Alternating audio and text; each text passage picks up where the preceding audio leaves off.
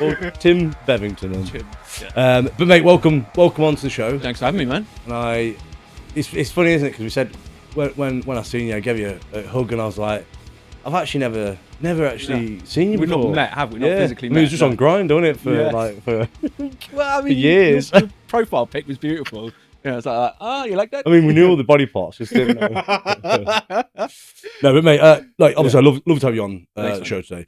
And for the guys who are listening, if they've been living under a rock and don't know who Tim is, Timothy, let us know. Just tell me in a short sentence who you are. So I am a 43-year-old dad of 4.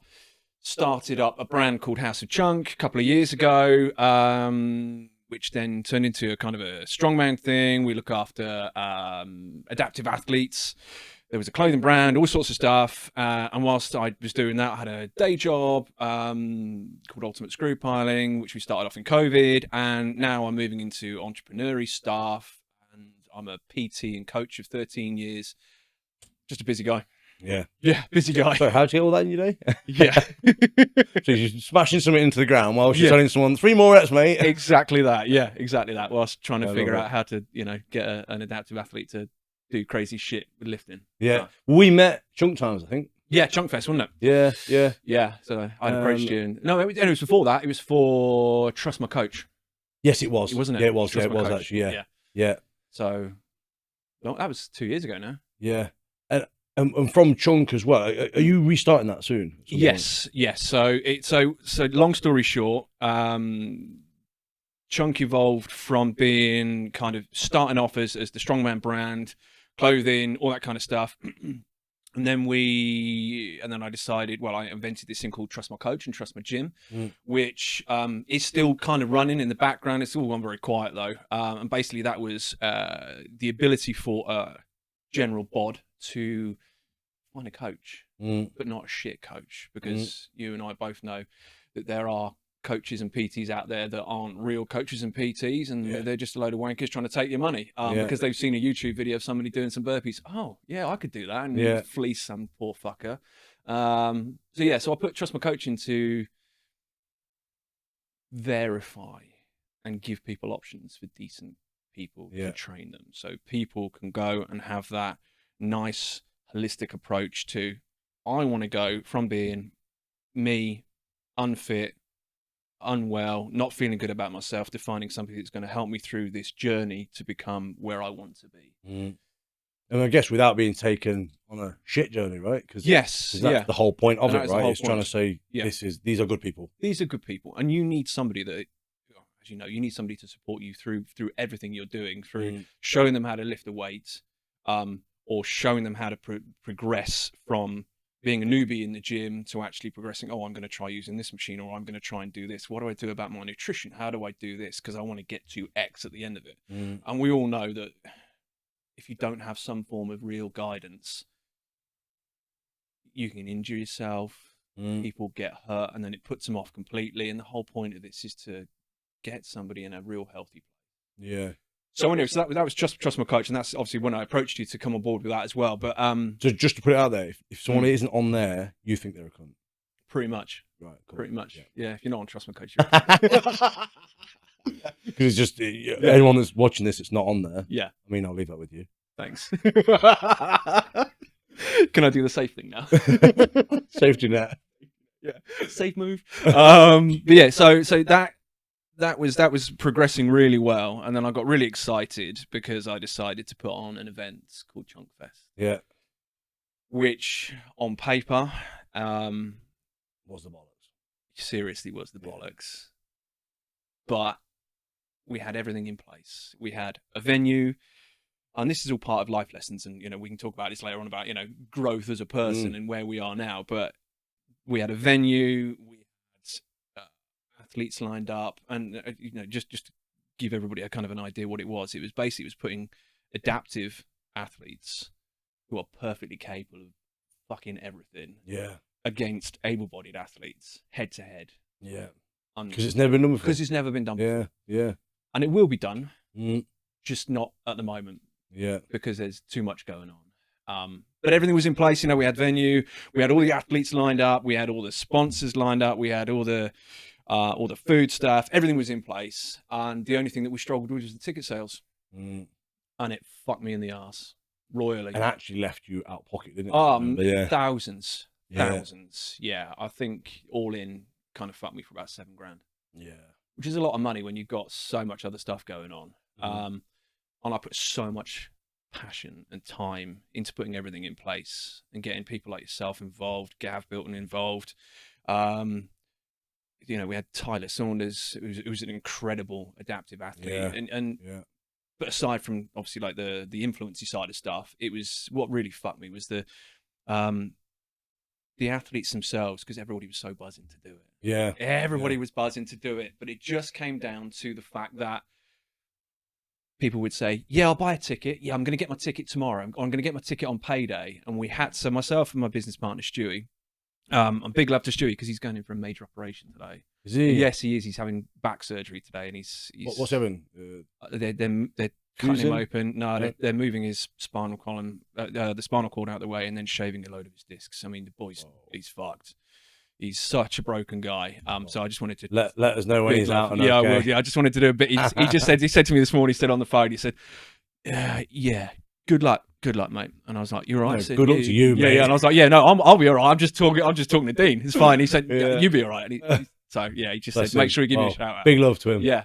But yeah. So anyway, so Stewie and I decided at the start. You know, we got a deadline. If we don't hit, what was it, like something like 1,500 tickets by X, we're gonna have to say that's it and pull the cord. You know, that's it. We can't keep going. I remember the day because you messaged me. Yeah, I was like, fuck, man. I was like, dude, I've got to let you down. I'm really sorry. And that for me was a huge decision because I put so much time and passion into this, and I was fucked. I was doing like 18, 19-hour days for 12 months. What do you think is one of the reasons why that didn't pull through in that respect?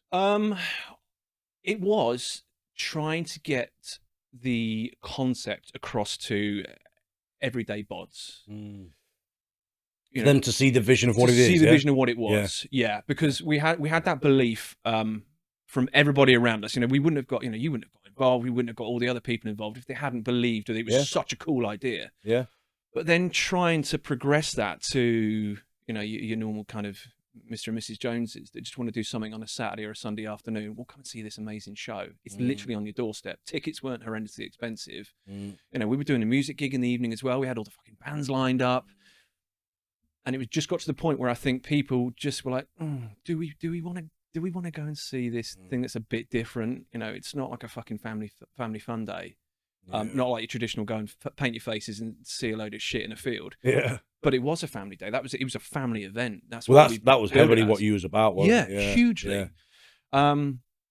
So yeah, it just fell on its ass. And I think because I got kicked in the bollocks so much from that, I had to take some time out from Chunk. Plus, with the day job, doing what it was doing as well with screw piling, everything just got a bit too much. So I kind of had to shelve Chunk. Only a little bit. Yeah. Because I love the brand. Yeah. You know, Stu thought of the brand. He thought of the name, and I told him, like, we're not gonna bin it. We're just gonna shelve it for a little bit because I need to reset my brain a little bit because I am fucked. I was fucked, honestly. Well, I remember when we spoke on the phone actually. Yeah, we did it, and I that's why I said to you, like, hit me up if you need me, sort of thing, because I knew you were in a place where it was like, I don't know what to do right now. I was just like, I'm just getting. But the crazy thing is that you've got so much going off, and not that it's all about financials, but you're earning a lot of money doing what you're doing. So actually, it's not anything other than the fact that it was a feeling that you felt you'd failed. Probably that was what it was. Yeah. That was for me. I don't do failure. If I set my heart on something and I know I'm going to do something, I'm very much like you. I sit down and I go, right, I'm going to do that. Yeah, I'm going to do that. And this is how I'm going to do it. And I'm going to fucking do it until I am dead.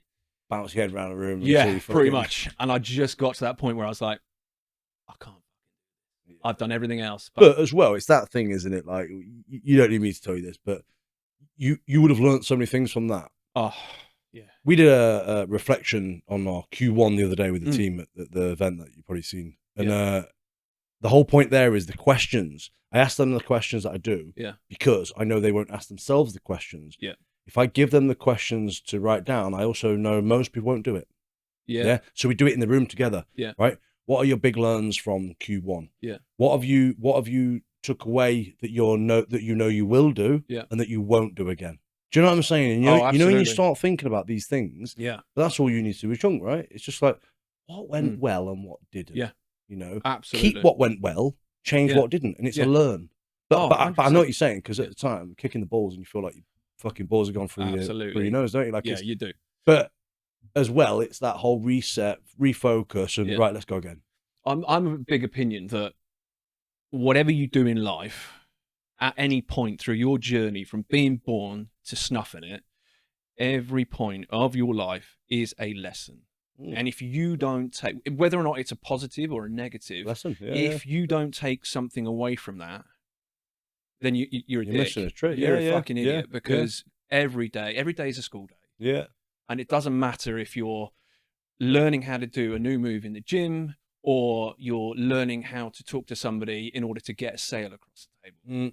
Every day you need to talk to people like yourself, you know, like your parents, like your teachers, whatever it is, and absorb. Yeah. And if you get a kick in the bollocks, like you just said, you've got to have a takeaway. Yeah. Do you know what it makes me think about? Like, so obviously I coach a lot of athletes, but also now a lot of business people, right? Because I've shifted into doing more of that because I've done it for so long and I help people with doing it anyway, and it's actually, you know, quite a buzz. But when you start working with new business people, one of the biggest things I say is that you are going to fail. You know, and I'll say it like that because that's how people see it as fail, right? Absolutely. It isn't a fail, it's a learn, as we know. Yeah. But the point is they think it's a fail. So I'm going to tell you are going to fail. Yeah. Because that's what's going to happen. Yeah. And it's so important, isn't it? Like, obviously, when you think about, and that's one of the questions I actually ask on the Q1 as well. You know, when you go like, from the things that you've learned, what would you now do differently in Q2? Yeah. But you could look at like that with chunking, couldn't you? Like, what I've learned here, what would I do differently now? And that's that bit where it's like, well, that's how you learn. Yeah. So, okay, well, I fucked up on this, I failed on that, or whatever it may be. Yeah. Well, what are you going to do different? Yeah. Because when you go, I failed on it, and I'm not going to do anything different. Yeah. What? Have you give up? Absolutely. Yeah. You know, you can't give up. No, but that's going to happen, right? Because in business, not everyone likes you. No. And I think it's a clear thing to do. That's why, if I'm honest, I try and be I try and be myself as much as I can externally, so that when people meet me internally, they don't get a shock. Yeah. Exactly that. Exactly that. You know that whole like, because there's a lot of people like one of my best mates. He literally, and if he's listening to this, he'll be swearing at me. But he's always like, "You swear too much," and this, that, and the other. And obviously, we laugh at it. And all right, I probably do swear too much sometimes, but I only passionately swear. Yeah. Yeah, it's part of you. Yes. And he's like, yeah, but you do need to calm it down a little bit, and you know this. I'm like, yeah, I fucking know I do, but you know. But the thing is, I'm like, I also don't want to give that, you know, I don't know whatever corporate sort of that's feel. The thing. It's the corporate feel. Yeah, and then they see me in person, they're like, fucking hell, he's off his head. I went. I did a pitch a couple of months ago to a huge construction company. Yeah. For a job for us, you know, it's a really nice sized job for us. Anyway, I'm sat there in their fancy offices. I'm looking around, and outside they've got their Jags and their Range Rovers, and they're all wearing the. You're white thinking shirts. I've had a few notes on the end. Yeah, exactly. They've all got their white shirts, and they're all got the fucking matchy little fucking logos and stuff. And me and my old man who I work with, and one of the other guys, we rocked up. Love. What were you wearing just for the? Oh no, I was just wearing it just. My old. You went and got a suit, didn't you? I didn't. I'm not that kind of cunt, honestly. So no, honestly, an orange one. Yeah, I went in with a mankini on, a nut either side. Can't fit them in. So I was just wearing onward screw pile and a t-shirt. Dad was matching, pair of jeans, but my old man wears his loafers and whatever. I was like, fuck's sake, Dad.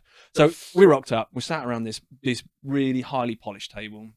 The guys were on the one side, we're on the other side. And they're all like, so, we're going through the proper kind of very corporate stages of the build. Looking at Dad, and I could just see Dad going, don't do it. And I just said, so guys, look, can we stop fucking around? You know what's got to be done. He knows what's got to be done. I know what's got to be done. Let's put the shit in the ground and stop fucking around. That's the price. Can we just fucking do this or what? And Dad's like, that's too many fucks. Fuck. But that's me. Yeah. Don't be somebody you're not, man. No, it's true. Yeah. It's massive. It is. Because like you say, if somebody meets you and they don't know what you're like, they're going and then they go, oh, he's had my day. And he's just called me. Yeah. Do you know what? It's funny you say, because obviously told you about a hair transplant. Yeah. And, yeah. It's nice. Well, yeah. It's not, is it? I mean, when you say it's nice, that means it's not. It's lovely. If you said it looked fucking awesome, then I know. Well, we've already said that I can't fucking do it. Look at the state of mind. Well, obviously when I got this done, one of the reasons I wanted to get my hair done is so that I don't look so hard. Yeah. Do you know what I mean? Like, because obviously, I'm heavy and I train and I've got a bald head, I've got tattoos, and I swear a lot. Yeah. So when it's just like generally, and Sarah's like, sort of agrees with it, but sort of like, yeah, you're not really going to do that though. That is in like, it's not going to make a big enough impact. But I was like, right, I'm growing long hair. Yeah. I'm going to have dreadlocks. Yeah. Well, I'm actually, I don't know if I'm trying to go for a top knot, but I might look a complete idiot. I don't know. Please don't. We'll see. You know what I'm going to call you if you get a top knot. I'll publicly say who agrees and who thinks I look like a knob. I'll do a voting. Yeah. And I'll just forge it if I like it. You got to forge it, yeah. I forgot the present because I always do. But the gift for the show, obviously, we like to decorate our wall with lots of different things. Right. So I bought you so this is the very first design of the House of Chunk, a New Breed of Strength New Breed of Strength t-shirt. Awesome. It is the very last one that I've got. Really? It is the last one. It. Because we sold hundreds of these. Do you know things. what? People always give me things that make me feel guilty. Do they? Yeah, but it's like that saying it's the last one. I feel like it's fine. Honestly, when people give me things and they say like it's the last or it's the first or it's the, I'm like shit. But I appreciate it because you obviously value. Yeah, I do. It's it was for me. It was the very first design I came up with. And it's the last one. Well, let me just for the camera people, if you're on YouTube, if you're not, and you're on Spotify or Apple, then you'll have to jump on YouTube to see this. Do it. But here we go. So it's got thing on the front, big thing on the back as well, big House of Chunk thing on the back. Oh look, yeah, man. That is the Chunk Man. That is the Chunk Man. No, I actually love that colour. Is that you? That colour? Yeah. Is it? It is. I love that, and I love the orange. Like you've had that colour a lot. I've used that a lot. So I've got that on the van, but because I bought the van with the wheels on it, and I really loved it. Yeah. But orange is the brand colour. I love the orange. But, orange is my new thing. Yeah. Because I'm like, ADHD to fuck. I always go crazy on things, and everything was red once upon a time. Yeah. But now everything's slowly going orange.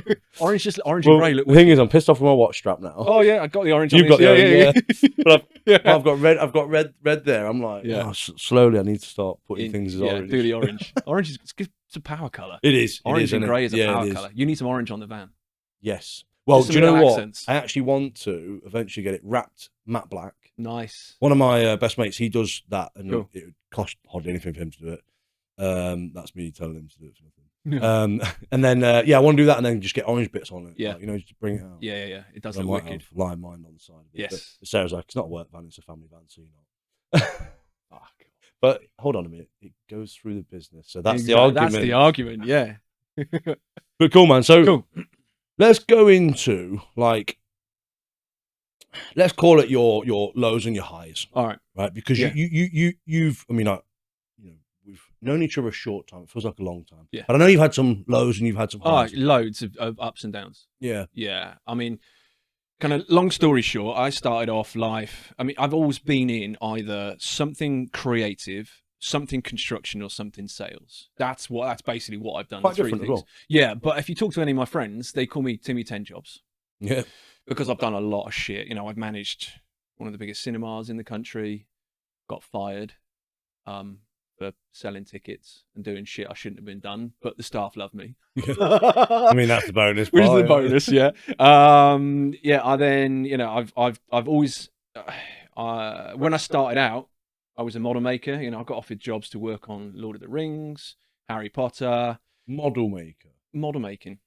I know this. When we caught up a long time ago, you had a lot of stuff in the background. I asked you why, and you was like, "Oh yeah, I used to make." Yeah. So basically, I got offered to work on Lord of the Rings because I made a sword and a gauntlet. I love it when people make random fucking shit that means nothing. Yeah, well, they literally just said, make whatever you want. And I was like, what's going to look really cool on my wall? Oh, fuck me, I've always wanted a sword. I remember, now you said it, I do remember you saying that. So, and at the time I was thinking weirdo. Total weirdo. So I started, I got jobs on Lord of the Rings, couldn't afford to go because it was 1,800 quid for one flight to New Zealand. Yeah, and parents didn't have the money at the time, and I'd spunked all mine on cars. Yeah, nightmare. Not selling a car. So no. Fuck no. Yeah, so there was that, and then there was Harry Potter, because I was going to work on doing the spiders for a local lady, and that would have been amazing. Because I think you look a little bit like a small Hagrid. Not got a clue what you're talking about. Fuck off! Have you not seen Harry Potter? Mate, honestly, you are talking to. I don't watch anything on TV. Do you not? So shit. Yeah, the only thing I watch is real life stuff and you porn. And yeah. I didn't even know it was. RedTube, yeah. I mean, RedTube, I've got a subscription. Yeah, YouPorn, I don't know. But yeah, honestly, I'm gonna have to Google it. Yeah, okay. Yeah. I'll send you a link, because it's kind of a big thing. I'm gonna look at it now. Carry on. Yeah, Harry Potter's kind of a big thing. What's it called? Harry Potter. Hagrid. You know if he looks like. Well, I'm just thinking of the new hair. People will listen to this. I'd brace yourself if this guy looks like. You're gonna smack me, aren't you? Hagrid. Hagrid. Hagrid. Harry Potter. Fuck. Well, first of all, he's got a hell of a beard. Is that hell of a beard? Yeah, hell of a beard. And you think I look like him? I think if you grew your beard, I think you need to get your eyes tested, mate. For anyone who does or doesn't know, I don't know if you can see that. Jesus Christ. And he's about 9 foot tall. George, when you edit this, put Hagrid on the screen. Yes. Yeah, you have to. And put a sword on on Tim's head. Through my neck. So divert a little bit. So started off doing model making and went into the cinema, got fired because I was a twat. But great experience working with people. You know, I once told Teddy Sheringham to fuck off. I banned him from the cinema. Did he go? Well, I kicked him out. He came into the cinema with 2 of the other players, because he was in Southampton. Yeah. And they used to oi, I'm fucking on Teddy, I mean, whoever. I don't do football. And they were like, yeah, I'm big, I am. Started grabbing like popcorn and shit. Can you pay for that, boys? Yeah. No. Like everybody else. Yeah.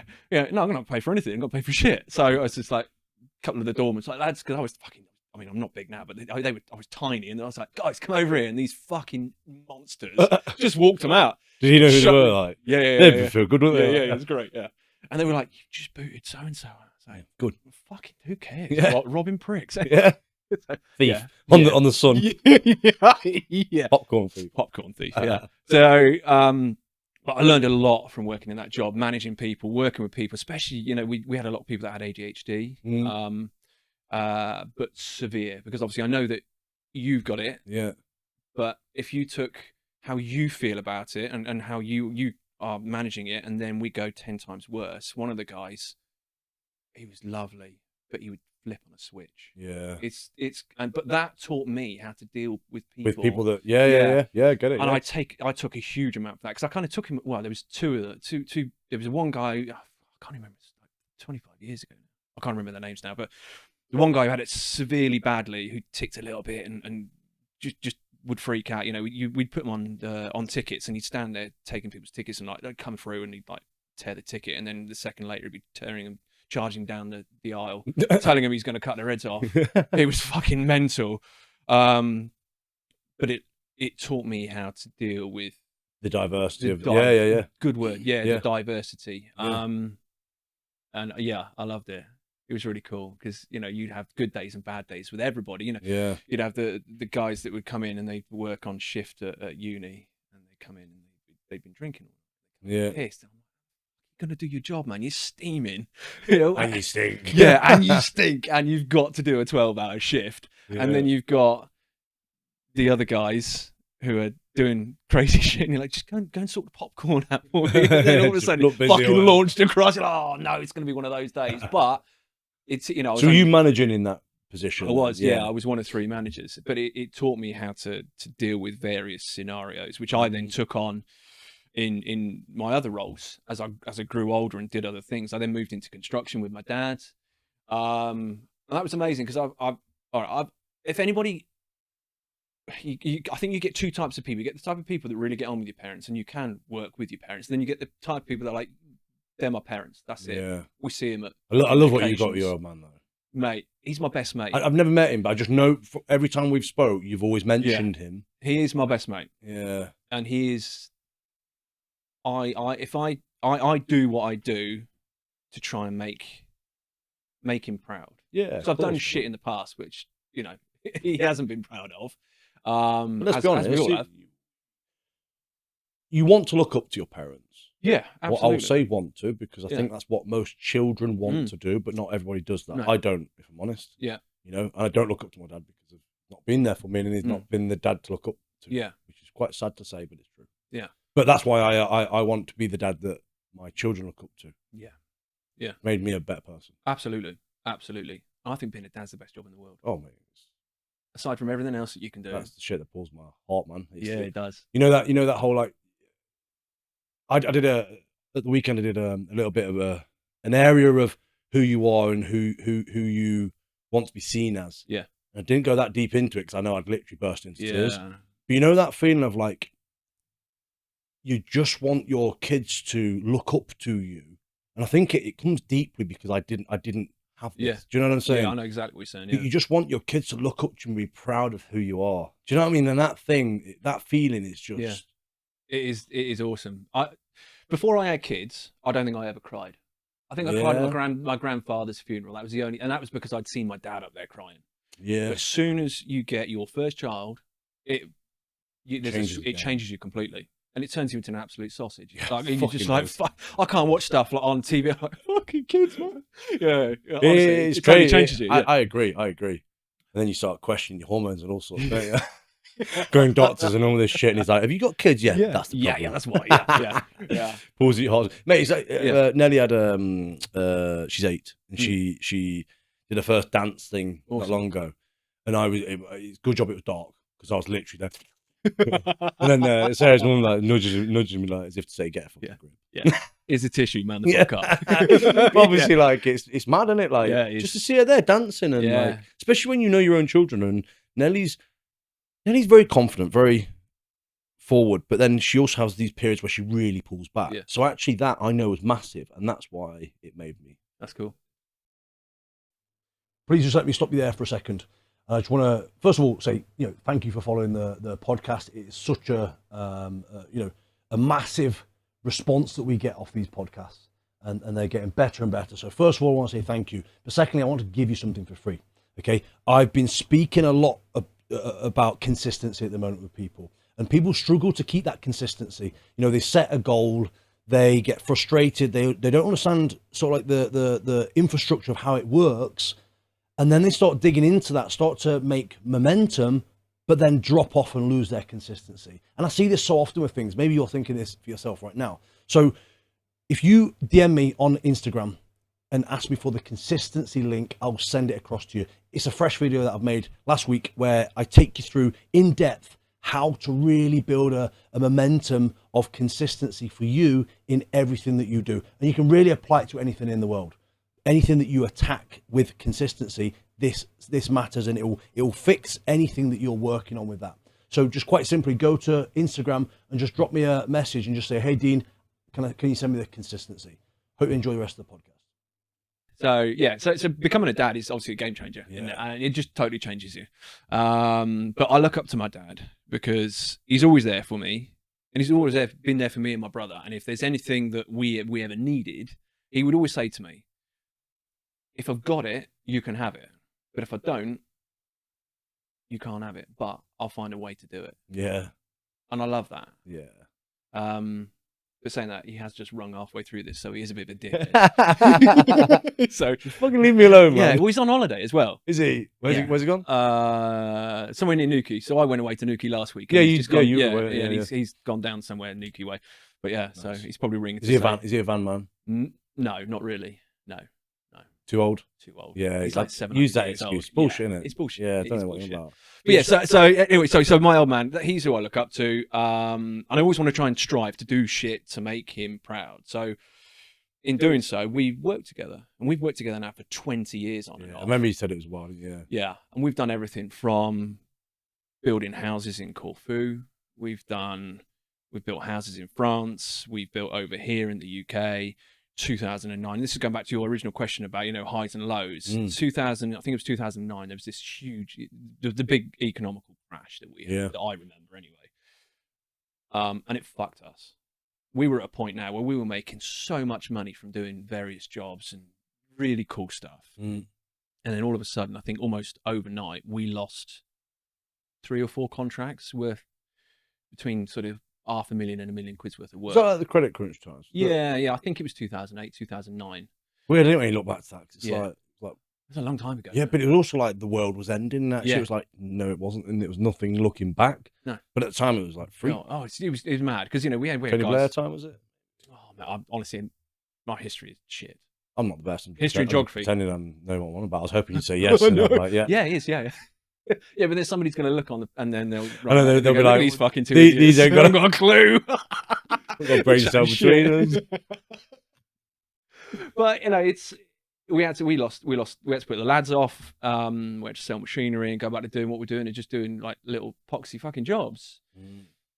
But it was a learning curve because we'd grown to a point, and then didn't realise that you kind of need to look at, if anything happens, what's your contingency? Yeah. A bit like building any house, you've got to have a contingency plan. Yeah. You need to do that, and I've learned to do that now. But then moving on through that, I then got a proper job for a bit. I ran a luxury magazine in London, which was amazing. And again, this was a high point for me because somebody believed in me to go and take on a magazine. It was amazing. I guarantee every week I was in London doing something with either Ferrari, Hilton, Patek Philippe watches, Chivas Regal, Scotch, just seeing different, just seeing that whole. This magazine was like a luxury lifestyle magazine. It was fucking. It was going huge, and I was getting all the advertising in. And I did a 150 grand deal with Oman, so over in the Emirates. Yeah. I mean, I probably got that wrong. There's probably somebody on it again. It's not in the Emirates, dickhead. But yeah, it's somewhere that geography, way. Yeah, it's somewhere warm and sandy. And I'd done this whole like 40-page feature and sold it for a shit ton of money. And whilst I was getting all this in position and talking to people and selling it to everybody, the tourist board over there, because there was a huge push for it. I was learning how to talk to people that were, people that were working for the Sheikh of Oman. Yeah. To, people that were working for him, and I'm thinking, fuck me, I'm just some twat that sat in a loft bedroom on the fucking phone here. Yeah. I'm bullshitting my way into doing this stuff. And I learned a shit ton of stuff. And then whilst all that was happening, the guys who owned the magazine brought a managing director on who was a money guy, and I can't run off with all the money. Wow. Yeah. And he ran off with all my commission. So at the time I was married, and it fucked us. So did you have a lot in that game then? Yeah, I did. Yeah. I think my commission was like 50 grand, and my wage was shit. Yeah, so that was and that was like my bunts. That was like, that's what's going to pay off, all the shit. And we were living off credit cards for a bit, and I was married back then, and in times it was dark. It was fucking dark. And then we had a little one on the way, and yeah, it kind of taught you how to trust people. And not. Yeah. And sniff out an arsehole when you see one. Yeah. And again, it's a life lesson. And now I look back at it and I go, yeah, I won't do that again. I won't do shit like that again. Do you know what? I find it really, really hard because I'm the sort of person that, and I know I do, and I probably always will do because I'll always repeat the same thing. I give far too much first. Sarah literally always does it to me. It's a little bit like, I would give before I see people do things. Yeah. Now, it's the wrong way of doing things. Partly, I think it's the way I've been brought up. Yeah. Because I was always given things first before I did things. Do you know what I mean? Like, in that respect, my mum just, she brought us up alone and she just wanted to give me everything. Yeah. Do you know what I'm saying? So maybe it comes from that, like, deep. But at the same time, I like to just, I love to give things to people. Do you know what I mean? Yeah. It's like not long ago, one of my mates, I gave him my old Apple Watch, and he was literally like in tears. He's made up. Yeah, but do you know what? I love that shit, man, because it's like you feel great. Actually, the same guy, Sam, his name is. I gave him some knee sleeves yesterday, and he was like, really. Yeah. But I love that shit because if it makes a difference to him, it makes me feel great. And I am, and on the back of that as well, I am so shit at selling things. And I mean so shit. I've got some Atlas stones outside this door that have been there forever. Yeah. I've got a full rig. Do you need a rig? No. Please, just say yes. Take it. Will it fit in your van? I've got a proper solid old school, good metal rig, not the Chinese metal that you get now. But I've got all this stuff to sell, and I'm just really crap at selling stuff because I'd much rather give stuff away. Do you know what I mean? It's a really weird thing. Yeah. But it's hard, isn't it, when you're good to people? Yeah. Because then you're good to hope that you get it back, and actually that's the thing. It's expecting it back. Yeah. You don't expect it No, back. not expecting. Wrong word. But you'd think that somebody would go... It's a natural thing. Yeah. It's that kind of paying it forward thing, isn't it? Yeah. But... You learn from it. You learn, don't you? Yeah. You learn. People are wankers. Yeah. Not everybody's a wanker, but the majority of people can be. Yeah. 100%. Yeah. Yeah. What are sort of like some periods of your life where you've really got to the point where you're thinking, what the fuck is next? Obviously, junk would have been a low period, but financially it wouldn't have been, right? No. So proper low period for me was probably, well, obviously when I got fucked over when I was doing the magazine, that royally fucked me because then I had to go and get a proper job. Yeah. And I can't take orders. I don't like working for people. Yeah. You know, I then got a job working in telesales for HPI in Salisbury. Yeah. And it was shit. You know, the people there were lovely, but I had managers who were telling me how to do shit. And I'm like, I've just sold the fucking Sheikh of Oman, and you're telling me that I've got to sell a fucking £40 a month system to some cunt in a fucking garage that wants to sell shit cars.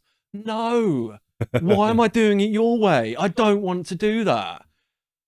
And I think that was one of the reasons why I left. I just couldn't do it. I was like, fuck it, no. And then I got another proper job. I left that and then worked for the Journal, selling advertising, because obviously I could sell advertising, talking out my ass because of doing the magazine stuff. And then I was writing car magazine shit. But then that led on to being approached by Dad again. No, I got another job working for a steel fabrication company. Yeah, because you're into that, right? Yeah, and I've been in steel now for like 10 years, give or take. And long story short, I got sick of the advertising, all that kind of shit, and I thought I'm going to go back to construction because I know construction, and I saw this job and it was really good money, and I thought, went for the interview, and they gave me the job after. As soon as I finished the interview, they were like, "Yeah, this yours." I was like, "Oh, fuck me." Now? Right. Yeah, what now? He said, "Yeah, start next week." I was like, "Oh, fuck me." All right, yeah, cool. And that was amazing because then it put me into a different pool, and I then had to relearn something slightly different than construction industry because I'd not really worked in the steel side of stuff. But I relearned it very quickly. But I ended up working for a guy who owned a business he was an alcoholic. He was a really nice guy, but he was an alcoholic, and he fucked the business. And there was another guy he then brought in, who then turned out to be an alcoholic as well, who actually I took a lot from. He was a good mentor of mine because he'd worked in London and he'd done all these amazing things, and I learned a lot from him, apart from not drinking at work, because that fucks you up. Don't drink at work, kids. It's not big, it's not clever. Don't have a bottle of vodka at work, 'cause it'll fuck you right up. But yeah, I learned a lot from him, but at the same time I was dealing with people on the shop floor that hated me because I was new blood. And one of the other guys in the sales office who hated me to the point where, you know, I nearly stabbed him. I did. I nearly stabbed him. And one of the other guys, I vividly remember one of the other guys who was his best mate, who was a fabricator. He fell off a steel delivery wagon, and I fucking saved his life. It literally, he was dying on the floor, and I put him in recovery position, and I did, I touched him inappropriately. And whatever it was. Yeah, and I literally, the paramedic came around and he said, "Whatever you've just done, put him in," and I can't remember now, but yeah, you saved his life. And do you know what he did after that? Cunt. He did. Yeah, straight up. And I said, well, that's it. And we were outside, and yeah, we had to be pulled apart. Did you regret the... Yeah, I did. Yeah. I really did. Yeah. And then after that, we had a big fucking argument in the car park, and yeah, it's what it is. But again, I learned not to trust people. Don't do something for somebody that you're not going to get back. Yeah. Yeah. But then that lent on to me having my own steel company. After that went pop, I then set up my own company, and my darkest time was I spent 3 years of my life creating this steel company that was huge. You know, we put a lot of steel into Dorset and the surrounding areas, and we got fucked on a couple of contracts, and they didn't pay on time and cash flow, and it broke us. And I'm not ashamed to say it, because I mean I made that huge. I mean, me and Dad and the guys that work for us, but I mean I put my heart and soul into that, and I turned it into fucking. It was massive. And everybody would come to me and go, "Right, I need this steel." Yeah, fine, done. Bosh, done. Out it goes. It was awesome. And then one day it just went bop, because is that because people owed you money and you couldn't get back and stuff like that? So we were owed a shit ton of money, and it didn't come in time. And then I then had bills to pay, and then people. There was one specific company I won't name, but they chased me, and they basically. Yeah, I'm not saying it because they're not. No, nice, but they're not a nice company, but they fucked us. They literally just they closed the doors on us, and that was dark because then at that point I was like, fuck, all that I've just spent 3 years building. I learned, I've created something from nothing. What does that teach you about yourself? It means I think I am resilient, and I if I set my mind to something, I can do it. I can achieve stuff. It's also taught me to, what's the word? It's taught me to be careful with the risks that I take. Yeah. But I'm a huge risk taker. Yeah. Following on from some of the stuff we were talking about before we were filming, huge risk taker. Because I believe if you don't go in with your balls out, go home. No, see you later. It's true. Yeah. You have to. Yeah. And it's only those people that I think go in like that. Yeah. But there's a big thing about knowing your limitations. Yeah, and also taking smart risks, smart decisions. Yeah, because we can all take risks, but if you take a stupid risk that's not well thought of or evaluated, and researched, then obviously that goes on the individual, right? It does. Yeah, it really does. Yeah. Zuckerberg didn't know what he was doing, did he? Really? Let's be honest. And now he's worth what, 20 million? Billion. Sorry, Yeah. But that's the thing. But that's not that he wasn't taking a risk, was he? That's the thing. When you look at things like that, but now he'll take risks. Yeah, because he can financially do it. Yeah. And that is a big thing. Yeah. But I think for me, that was probably one of my darkest times because it was just literally, it was overnight. We just had to shut. And there were people that were working for me that were not nice. And I was like, I have just spent 3 years supporting you, and you want to shaft me now. Yeah, because it's going wrong. Because it's going wrong. Yeah. It was my fault. Yeah. So I've done everything. I paid you before I paid me. Was that in COVID time, before, after? That was before COVID. That was well before COVID. Which, let's be honest. So, do you ever think like this? Like, if you'd have gone through COVID like that, your cost per like steel and stuff would have been different as well, wouldn't it? Oh, 100%. Because the difference there is insane. Oh, it is insane. So we actually started. So we got. I had another little company running in the background, which we ended up selling just at the beginning of COVID. And the guy who bought it was worth a lot of money, and we couldn't make the profits within a 6-month time frame. So he pulled the rug on us, which is one of the reasons why we ended up doing screw piling. And it's quite there's a lot of things that go in to make the story, intertwining to make the story. But long story short, we had this other little company doing SIPS builds. So a SIPS build is like a structurally insulated panel, and you build off site. So you've got your plot. You can build everything off site. Guys turn up with the shell of your house, and you just chuck it up, and boom, in like a week, you've got your outside shell, and everything is like, house there now. It's amazing. It's good. And that's, we now do that again, and replicate the business from what we learned from. So this guy came in, bought this little bit of a business, Dad and I were doing what we were doing. He fired everybody else, just took me and Dad on, and we bought some subcontractors on. We did a couple of really good projects, but he wasn't hitting the percentage of profit that he wanted, and just shut it down overnight. Wow. So Dad and I, we sat back and he can do that, I guess. It's his business by then. Yeah. And it was fine. It is what it is. Yeah. And we didn't feel too bad about it because, we were lucky we were getting paid by somebody else for a change, and we weren't having to worry about where our money was coming from. But I then realized that, we don't like working. I'm very much like my dad, can't do it. Don't like taking orders. If I'm going to make a decision, I want to make the decision. Yeah, because because I know what I can do. And if I make a mistake, it's my fault that I've made a mistake, and I'm not going to blame anybody else. So we then kind of took stock of where we were and what we'd learned and who we'd met, and that kind of ended up on how we then met the structural engineer that we're now business partners with Ultimate Screw Piling, because we'd used, or rather, he'd been working on some of the projects, and it was kind of a bit of we came in from this direction, he came in from this direction. Here's the project. We got started talking, and then he approached us when we got made redundant, and he said, "You fancy doing this?" And we're like, "Yeah, fuck it, let's do it." And that was bang in the middle of COVID, and we thought, "What are we doing setting a business up in COVID?"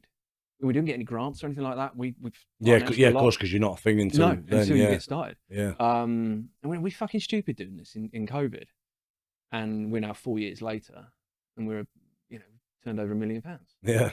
So yeah, fuck you, everybody else. You were really stupid. Yeah, absolutely. Yeah. So we were really stupid, and we're growing. And I've taken what was a negative at the time into a bit of a positive, and then a bit of a leap, and what have I got to lose? Yeah. And now here we are. We've got 6-7 guys that work for us, loads of machinery. We're installing our screw parts all over the country, and but you're making them and fitting them, aren't you? And that's where the power we actually is. We designed the pile itself. So you can buy stuff off the shelf, but it's all shite. So we went back and we physically changed how the design was. I remember when you designed it. Yeah. Because you were telling me, and I was a bit like, obviously, I didn't understand it. You told me what it was, but I was a bit like, okay, cool, that sounds fucking crazy. So for everybody that's listening, right? So a screw part, so you've got your traditional foundations where you dig a hole in the ground, you put concrete in, and you build something off it. Building control and planners will say you've got to go X deep, do all of this, and they've got a lot of control. They often over-engineer stuff. But what we do is we don't dig. We screw these massive, great big screws into the ground, and they're huge. They range from 1.5 meters to 2 meters long, and we can go anything up to 12 meters deep. And once you've put these things in the ground, in effect, you can build your house straight onto it. It's a wicked system. It is a wicked system. It's cost effective. It's economic. It's ecologic. You can take the screw piles out and recycle them or reuse them. But we fabricate these things in our factory in China, bring them over. We do I think we probably had 10, maybe 12 containers so far in the last 3 or 4 years. We've installed thousands of these things, thousands. In any type of build, anything from solar panels, extensions, new houses, bridges, underpinning. Fuck me, anything. If you think whatever needs a foundation system, we use it for. It's wicked. It is wicked. So why isn't this going to everybody now? That's the kicker. Because not enough people know about it. And believe in it, know it, and trust it. Yeah. Which now then brings me around to the next thing that I'm saying. Like this week for me is a big week. A, because I'm sat here in front of you, and I finally get to meet you and realise you're stuck. you are what I thought you were. I thought you were, yeah, and to see the plugs. But no, sitting here doing this for me is cool, and I appreciate this massively. Yeah, no, likewise, man. But tomorrow we're filming for a company called Lovells.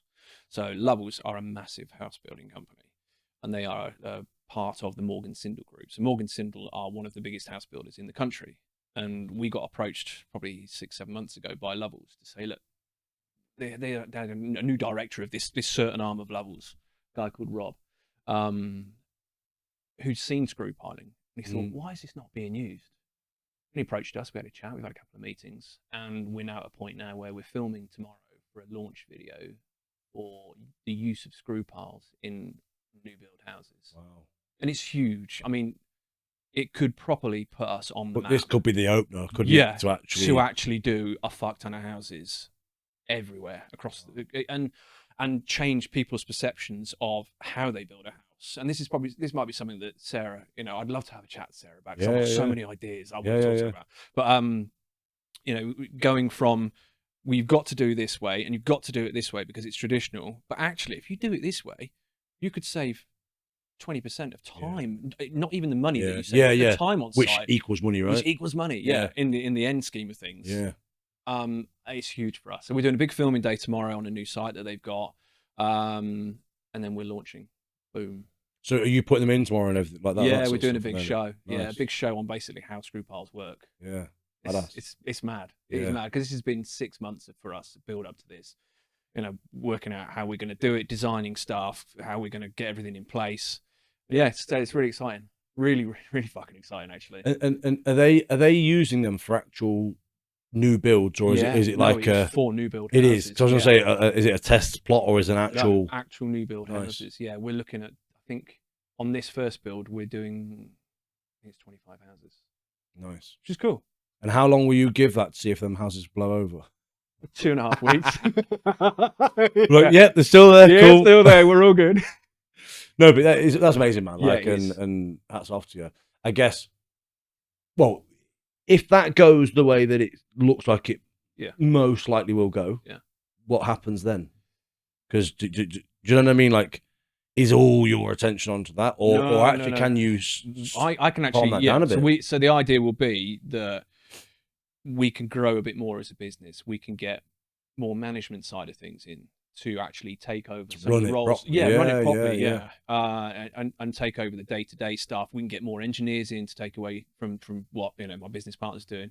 Dad's at a retiring age now as well, so he just wants to sit around and go walk the dogs and just not have to worry about it. But he also wants to focus on the SIP stuff, which is what we're also doing at the same time.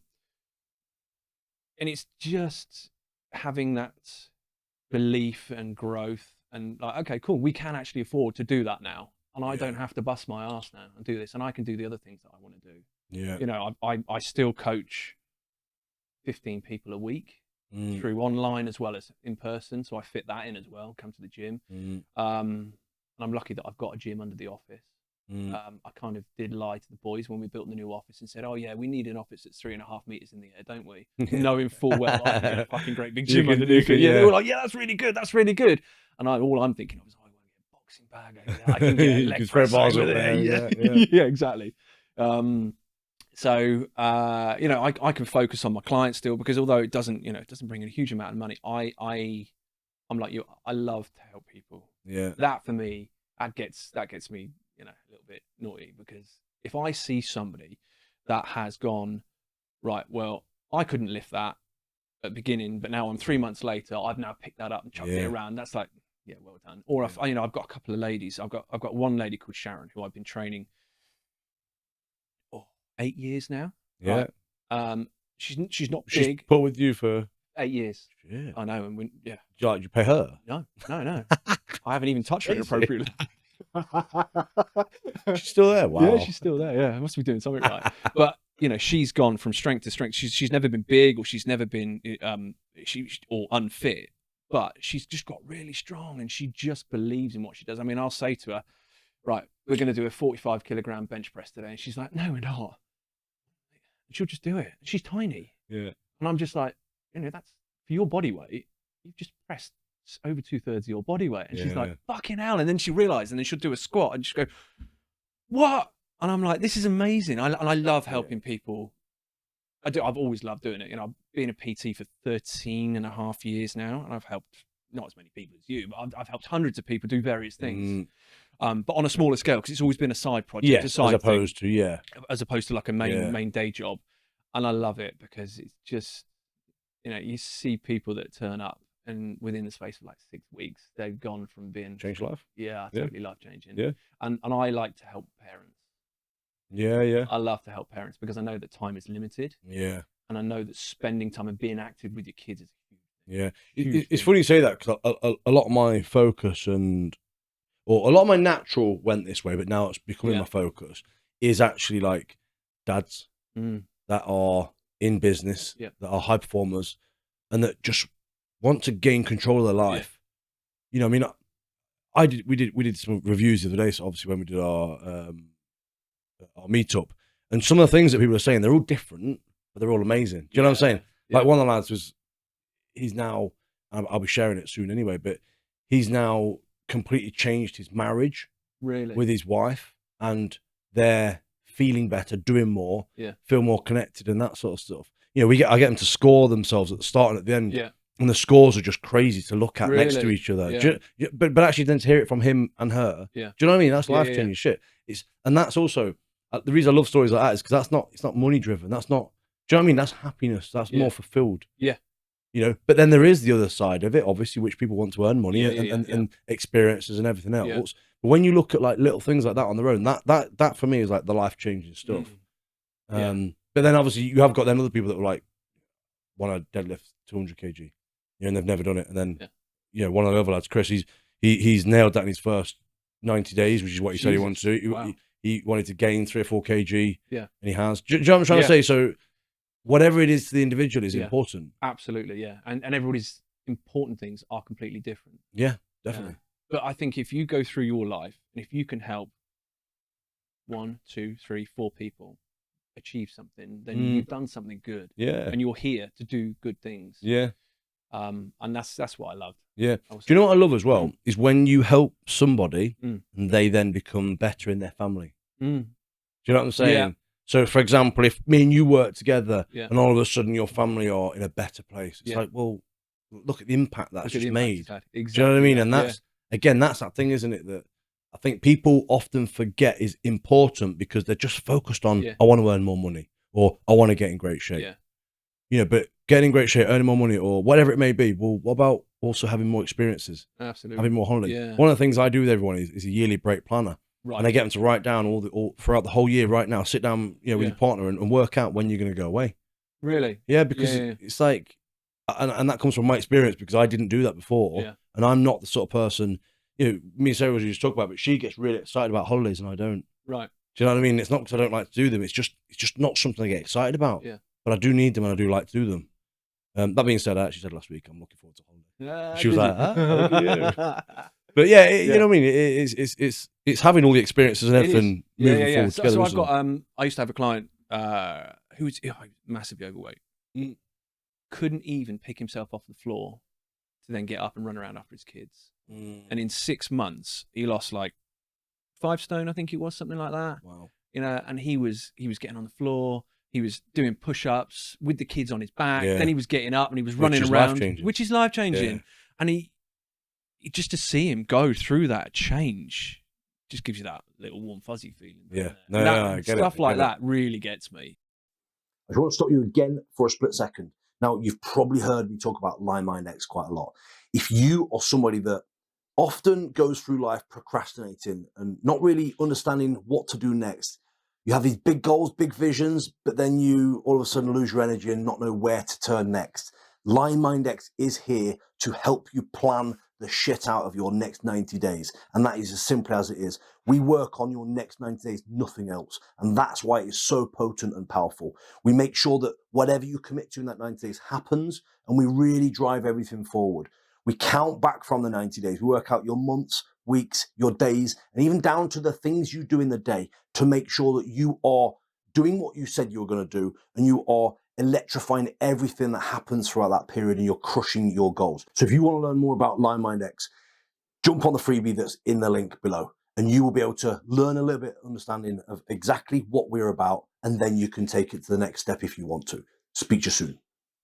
So yeah, so what's next for you then? Like where are you going? Like what's the next things you're focused on? Okay, so so next thing for us then is obviously build the screw piling stuff up to a level where I can get people to do a little bit more and take away what I have to do.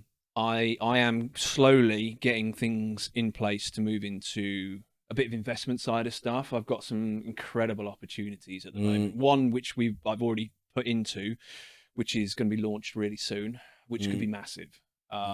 Really exciting, a bit of a game changer for the industry. And then I've got a couple of other ideas which I'm working. One is working with Stu, Chunk Stu, and because Stu actually works for me in the day job as well. Yeah. So we've come up with this idea within the building industry to help save some lives as well. Can't say too much because it's still in very early development side of stuff. And then there's things that Stu and I want to do using an app based thing for Trust My Coach, which would be really exciting. If we can take our idea and put it into where we want it to be, I think it'd be a bit of a game changer as well. Yeah. So that's something else that we're working on as well. But you know, I've always been in construction side of things, and I'd like to try and do something.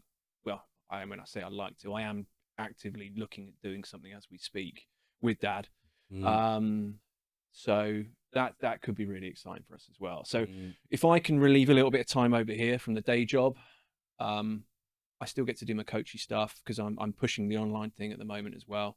And I've streamlined how I do the online thing and make it more beneficial, not just like one of these fucking, here's your program. No, of course, and as well, that's where you're getting your passion part out of it, aren't you? And I tick the passion part. Yeah. Because that's what really, I love that. And I'm doing it in such a way that I've learned, I think, is the best way of doing it. And then that frees me up to do a bit of that. So get this done out of the way. Somebody else looks after this for a little bit, but obviously still have a little bit of control. Take this bit here, do my passion stuff, but then I look into creating these new brands and ideas and taking them to the next level. And this is my year. I've decided. I made a decision on New Year's Eve. Even though I'm a PT and a coach, I smoked for 20 years because everybody's got their vices. I love a drink and I love to smoke. So I had my last cigarette New Year's Eve at 2 minutes to midnight. Put that out, and I said to myself, as soon as that bell hits for the new year, this year is going to be my year. So have you quit smoking? Oh yeah. Well, I haven't had one since. Yeah.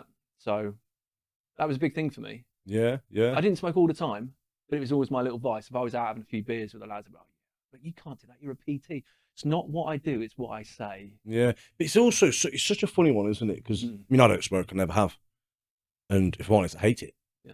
Like, the type of thing, judge anyone that does it, but I hate to see people do it, man. I just, Yeah, what are you doing to yourself? But the flip side is, the hypocritical side of things, I've done things in the past that people would also say the same thing too. Yeah. And I get it, right? So I'm not saying it's, worst thing you can do.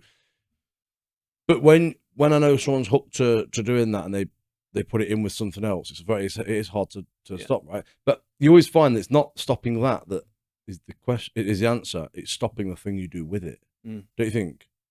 So it's like you twin things together, don't you? You do, yeah, you do. And I always associated like stress, or exciting times with doing that. Yeah. But now, literally, as soon as that thing hit, that midnight bell went ring. Like, boom, no.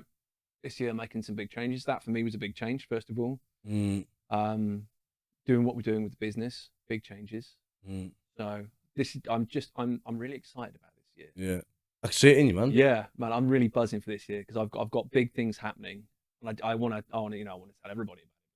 This stuff not ready. Yeah. But it's exciting. The whole thing for Lovells tomorrow. That's amazing. It's been a lot of build up to get to this point. I'm just buzzing. I want to be in 6 months' time because I want to see where it is. No, of course. I get you. You're eager to see that. Yeah, eager to see it all in place. I know something big's happened. Obviously, it's when you landed the helicopter, man. I was like, what is he? I mean, I'm sorry, I clipped the side of the new van. So fuck, you just have that done, man. But you just said you'll pay it, right? Yeah, that's fine. Yeah. Just send me the bill. It's for 50 grand. Yeah. But yeah, no, I'm excited for you because I know, it's amazing to see your journey and what you've done and the lows and highs and everything else that have built you to where you are now and, lost all your hair for it. Yeah. Dude, I used to have hair down here. It's massive. Have you got photos of that? I have. I'll send you some. I will send you some. That's where I want to be now. But no, I'm proud of what you've done, man. It's good to, it's that relentless attitude, isn't it? Of like just grind, keep going, just keep moving, and But being smart with it now. Yeah, of course. Not killing myself. Although I'm still killing myself, but I'm doing it smart. Different ways. Yeah, different ways. Yeah. What would you say is your vision for your? I'm going to test you here. Go on then. What would you say is your vision for how you want to live your life? Do you know what I'm saying? Because you definitely need something going on. Yeah, 100%. Yeah. It's like me. And if you don't have that thing, you're not happy. So actually, it's not about living a stress-free life, is it? Do you know what I mean? Not at all. It's being comfortable. Which is? Financially comfortable, but that's not the be-all and end-all. Yeah. It's finding your person, finding the happiness that goes with that, finding your external elements, your businesses, your friends, your kids, and making sure everything is happy in that position. Yeah. And if that is holistic, I mean, it's a silly word to use, but if that is holistically correct, it's probably not the right word to use, and somebody's going to bring me up in a bit. If that is all in a nice place, who gives a shit about the noise? Yeah. And if I can get... Because you're standing your ground on it, aren't you? Exactly. And if I can get to that position there where I'm happy with all my little elements that are going on, and then I can then do other things that will help somebody else, will benefit me financially. I mean, that's amazing. Thanks very much. But if, for example, one of these other things that comes off that we're planning at the moment, if that saves somebody else's life, like seriously, it could save somebody's life. And if all of these things work, and I can free myself up a little bit to do all this exciting stuff, I'll be a happy person, because I've put up with a lot of shit. I've been fucked over so many times over the last 20 years. I'm sick of it. But it's what shaped you. But it has shaped me. Yeah. I've learned a lesson. Like we said, everything that you do in life is a lesson. If you don't come away from that lesson having learned something, whether it's positive or negative, you're an idiot. Yeah. Because that's life. Yeah. And it's going to keep happening. And it is. You've got to, yeah. So how would you spend your day then? Do you know if you were to write down your perfect day in the future? Yeah. Of what do you know what I'm saying? Yeah. So having spent 2 years, I mean, I don't know if we spoke about this on camera or before, but having had 2 years where I didn't physically look after myself, and I didn't. It was off camera earlier on, yeah. I was, yeah. So I was eating the wrong things. I was drinking too much. I wasn't keeping myself fit. I was always there for my coaching side of stuff, you know, my boot campers and my PT clients. Always make sure they came first. But I neglected myself. So my back was fucked. You know, I fell off scaffolding 20 years ago and it fucked me. So I've always got to stay fit. Otherwise my body goes, no, you've had 2 weeks off. Go on, and you twatted your stuff. And then there was my knee. Do you remember the 2 years knee ago when you were helping me with my knees? Yeah. I need to train. And it's not just physically, it's also mentally. So I need to make sure. So my day would be finding some point in that day where I have to do some sort of exercise. Whether it's, you know, lifting weights, calisthenics, even just stretching. So I've created a mobility program, which I've developed over the last kind of 12 months, taking on different elements that work for me. And I now give every client this little mobility program. It's only 10 minutes, and I do it every day. Because if I can't get part of your morning routine sort of thing. It is, and I've made it my routine now. And I know if I haven't done it, because then I'll spend the rest of the day. You know when you've got bad DOMs kicking in, or you've got something else you like, just need something. If I don't do that 10 minutes in the morning, I don't get up here straight. Everything else hurts, and I feel bad. So my day will be get that in, get a training routine in. So you train first thing in the morning, yeah? I like training in the morning because it sets me up, because I know if I've trained early in the morning, Joe Blogg's over there who hasn't trained, who isn't doing quite as well as me. It's because, you know, I've got my endorphin kick. I've done my thing. I've put myself out and I've spent an hour doing what I want to do so that I can do the rest of my day. What have you done? Oh, you've had an extra hour in bed. So I get up at 5 every morning, and I'm not one of those people that will go, I get up at 5 o'clock in the morning and I read my 5 power messages to myself, and then I write in my diary, in the mirror, and then I write in my diary, and then I do X, Y, and Z, because that's not me. And you know, if I've touched a nerve and that stuff that you do in LMX, you twat. Sorry, but that ain't me. Because I get up at 5 because I know I've got shit to do. I've always have a long day because I've got so much to do. So I get up at 5, I'll have a brew, I'll do my stretches, I will have another brew, I'll then check my emails, I will get to work, have another brew or a coffee. I felt like that was and I will try and train. I will always try and train first thing in the morning because it puts me in a good headspace. If I can't train during the morning, I'll put it off during the day. I mean, there are days that obviously I can't get it done. But if I've done my stretches in the morning, but that's your morning routine. That's my morning routine. But that's what it's about, though, isn't it? Like making sure that your morning fires you up. Exactly. Yeah. Exactly. Because I teach and I actually get people to journal every morning. Do you? Yeah. How bad do you feel now? Right, no, but the way we do it right is I have 3. I say do 3 things in the morning that fire you up. Yeah. Where one of them will be your journal because it's planning your day. Yeah. So my journal. So I write a list. Yeah. But in the stuff I do in the journal, it's all about understand what you're grateful for. To reflect on it, because there's so many people that feel shit. Just remind yourself why your life is good. Then it's swallow the frog from yesterday. So what didn't you do yesterday? Oh, okay. So it's like get that done first. Because don't let that be another day where you're like, I should have done that. I like that. Swallow the frog. Cool, You've never heard that term? No, I haven't. Someone else said that before. I thought it was quite a known term. I never heard it. So swallow the frog. It's like do the shit that's uncomfortable. And then it's like plan your day to know exactly what today looks like. You know, obviously we do the 5 frames of life, which is all the things that I Yeah. believe you should do Yeah. to live a successful life. It's like, what are you doing within your direction, your training, and all this sort of stuff. But you know, one of the three things in the morning, like, the point is, I always say elevate yourself, like, to get your blood flowing. Whether it be like you say that stretching sort of thing, that's something to get your blood flowing. Yeah, get moving. I switch mine around now. When it's nicer weather, obviously, it's nice to actually get outside, even if it's a 10-15 minute walk. You know, listen to some music, whatever it is. I've got a bike in the office at home, so sometimes I'll just jump on that and just get moving. Again, it's not about the cardio; it's about moving. Yeah, do you know what I'm saying? But I think it's having a morning routine is so fucking important and so powerful. It really is. It's just making sure that people do it for them. Yeah, isn't it? And I've only just realised that. Yeah, really. Yeah, I have. Only in the last 6 months. Interesting. Yeah, and it has made a big change. Yeah, it really does. It's funny, isn't it? Because you know when you get people that are, you know, like yourself, very successful, always doing shit.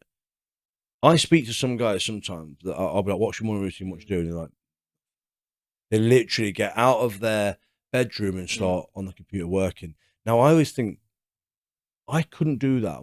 Why can't I do that? Why can they do that? But I think the answer is, when you're so obsessed on something that you know that you want to make work, it levels your pain tolerance up so much that you don't need a good entrance into it. Do you know what I'm trying to say? Yeah. You actually just fucking do it. Yeah. However, I still disagree with it. Yeah. Because there's only so long you can do that it's for. It's only sustainable for very it's a little bit like time. Time. Random one, not warming up. Yeah. Yeah, completely random. Yeah. But you'll understand where I'm going with it. Not warming up. Oh yeah, I never warm up. Yeah. Cool.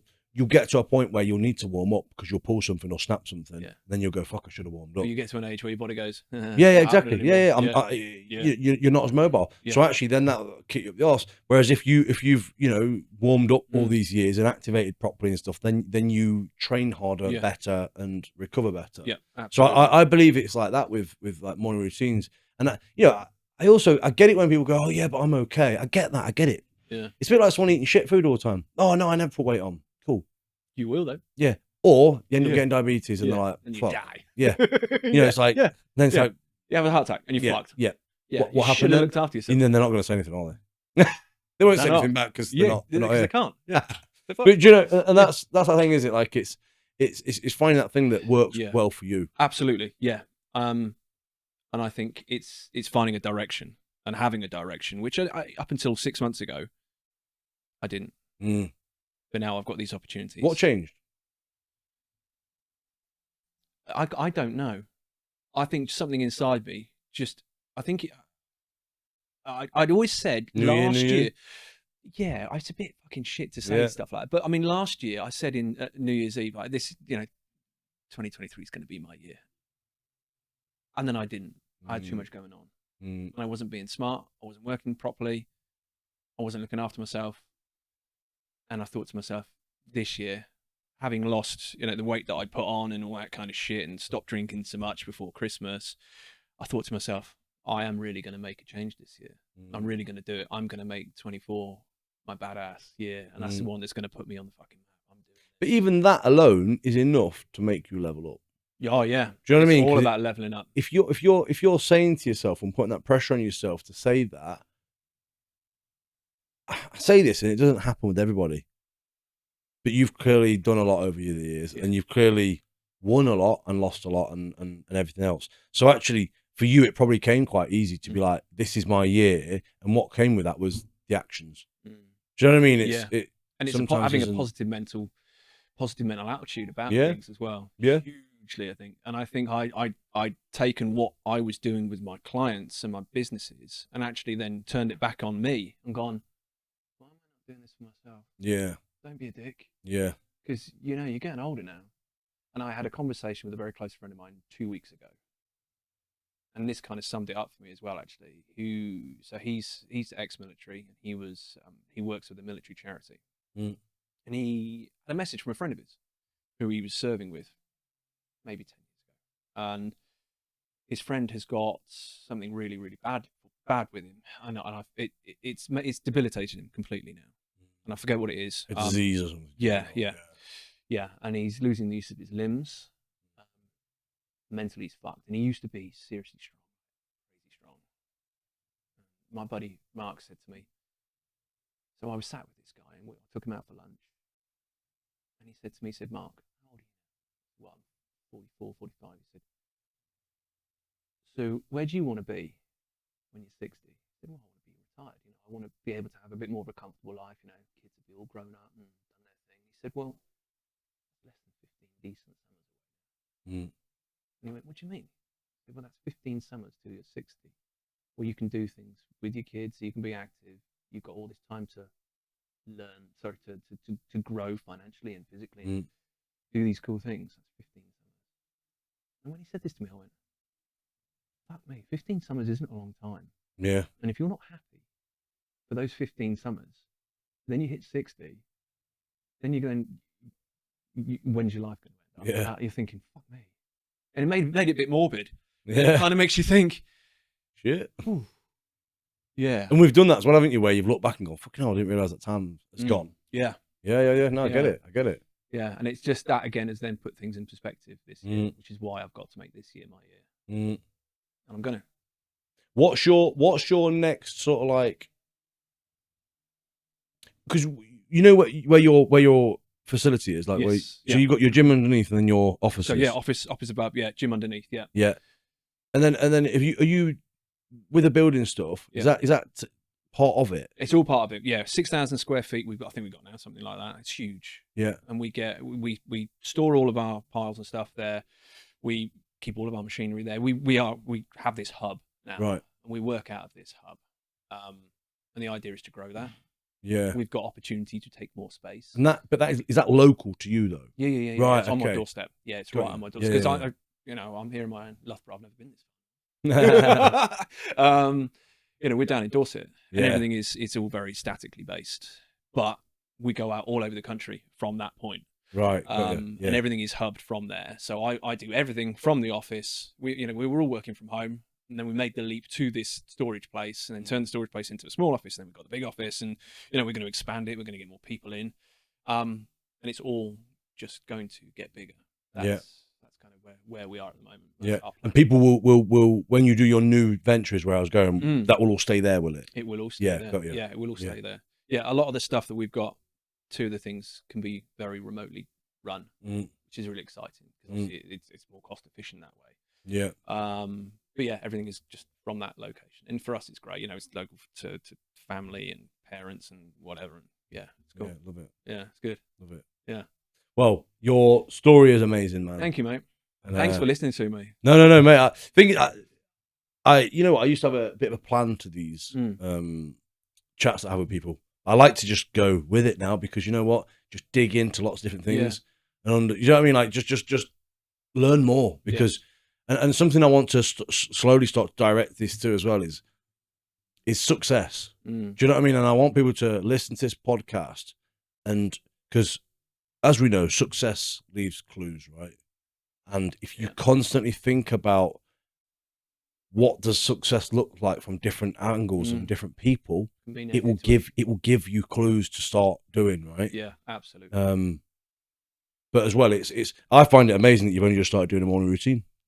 Do you know what I mean? But that's what I mean about that whole, like, you've just grinded your life away, and now you're like, you know what, I need to fucking level something up. Yeah, and that's what it's about, isn't it? Like making sure, for me, I want to help high performers, business owners, be really fucking good at being themselves, so they can then focus on their business and life. Do you know what I'm saying? So for me as well, I want to try and get as much information as I can out of people to know what actually that looks like. I'm an entrepreneur, a dad. I've got obviously years and of experience in the gym, and obviously to a high level as well. But now I want to bring that level down so that I can live a better lifestyle. I want to be able to teach that. Do you know what I'm saying? So anything share I can that experience. and that's why I like to dig out the stuff from every day's a school day. Other people's lifestyles. Every day is a school day. 100%. Yeah. But where can people follow you? Okay, so I've got various. So I've got House of Chunk on Instagram. So at House of Chunk, I've got my new coaching page as well. So I think I've only just set it up. So that's at No Limits FT, I think. Yeah, you have to. I don't know if I've seen that yet. Yeah, so that's literally like a couple of weeks old because of what I'm doing with the online stuff now. Yeah. So is that solely online?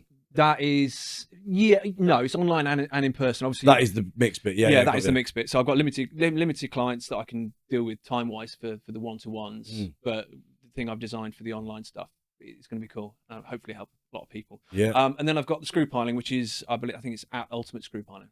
Yeah. So we're all over the shop. Yeah. And if you can push the screw piling, right? Yeah, absolutely. Spread the love. The love. Mate, love it. Thanks, brother. Love it so much, like with your joining and stuff. And yeah, guys, hit him up and don't hit him. He's a nice guy, really. I try. But yeah, hit him up if you know any coach or anything like that. And yeah, hopefully they'll have some of your piles in their house one day. This is one way of wording it. I love it, man. Thanks, brother. Good stuff. Thanks.